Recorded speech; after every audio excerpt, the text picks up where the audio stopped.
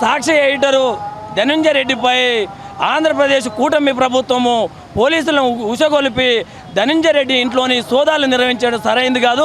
ఒక జర్నలిస్టుగా తన బాధ్యతలను నెరవేరుస్తూ ప్రభుత్వం చేస్తున్న తప్పిదాలను వాడు ఎత్తు చూపడం వల్లనే కక్షపూరితంగా ధనంజయ రెడ్డి ఇంట్లోనూ పోలీసులు సోదాలు నిర్వహించడం జరిగింది.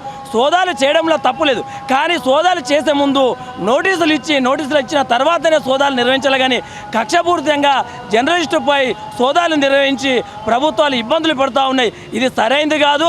జర్నలిస్టు ధనంజయ రెడ్డి ఇంట్లోనే సోదాలు నిర్వహిస్తూ రెండు రాష్ట్రాలలో జర్నలిస్టులు అందరం కలిసి ఒక తాటిపై నిరసన తెలపడం జరుగుతుంది. ప్రభుత్వాలకి, ప్రజలకు, ప్రతిపక్షానికి వారధిగా నిలుస్తూ ప్రతిరోజు ప్రజల పక్షాన, ప్రభుత్వాల పక్షాన పనిచేస్తున్న జర్నలిస్టులపై దాడులు సరైనది కాదు.